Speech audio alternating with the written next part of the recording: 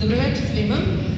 Pre 7 godina da me je neko pitao da li ću biti preduzetnica, ja bih vam sasvim sigurno u sebe rekla da nema šanse da nisam taj tip.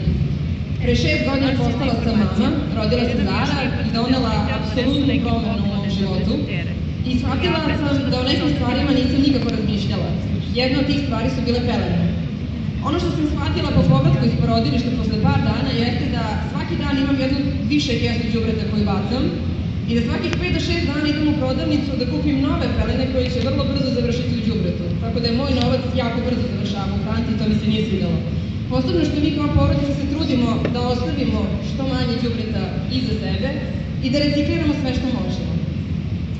Ono što sam saznala istražujući po internetu jeste da jedna beba iza sebe ostavi 1 tonu otpada i to mi se nikako nije dopalo.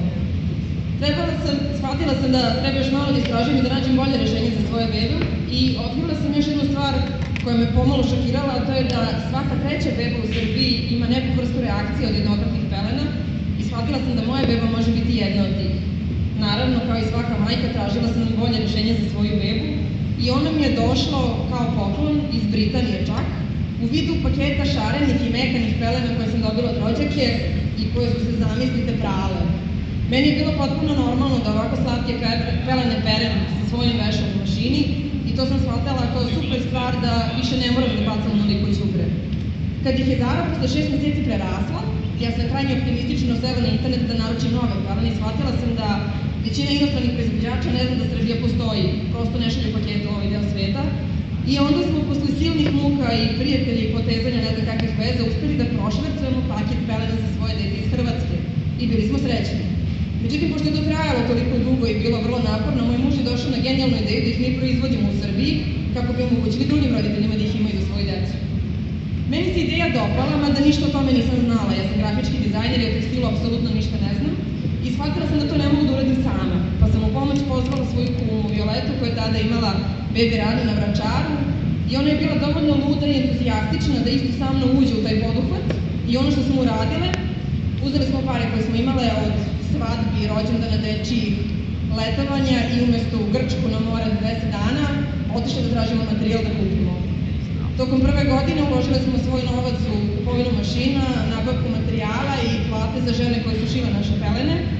I ono što je neka naša ideja bila od samog početka, bila je da napravimo jedan dobar proizvod. To nam je puskalo posle godinu dana, naše pelene su bile u prodaji. U celoj toj priči hteli smo da učinimo da svi koji su uključeni u naš rad budu zadovoljni. Kako žene koje ih šiju, tako nas dve koje svakodnevno radimo na tome i na kraju naravno naši korisnici, to je bebe i roditelji koji su nam danas najveća reklama. Ono što smo saznale kasnije je da to naša ideja i te žene koje smo u stvari tražili da zaposlimo uglavnom dolaze iz osetljivih grupa, imaju preko 50 godina života, starosti i dolaze iz propalih tekstilnih kombinata. Za nas je to bila neverovatna prednost jer su one imale fantastično iskustvo i znanje koje mi nismo imale, a sa druge strane naše ideje i entuzijazam su doveli do toga da uspemo zajedno da napravimo jedan dobar proizvod i da napravimo jednu uspešnu priču.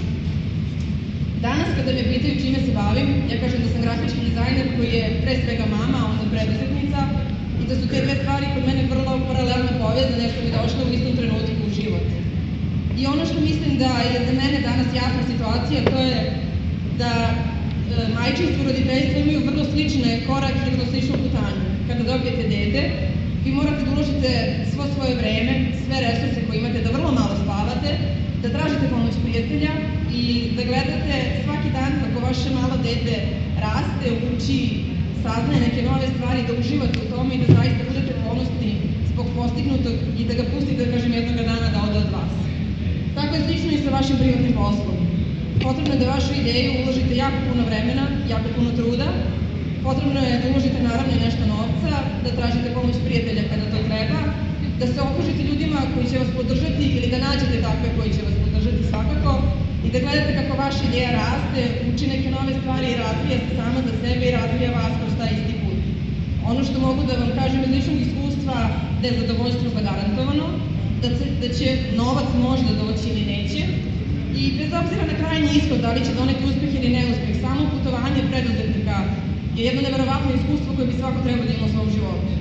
Tako da ono što bih vam jako želela jeste da ako imate ideju, budete hrabri da je ostvarite, da ne odustajete tako lako i da koristite svoj život sa svojim punim potencijalima jer čemu drugo svrhu. Hvala vam puno.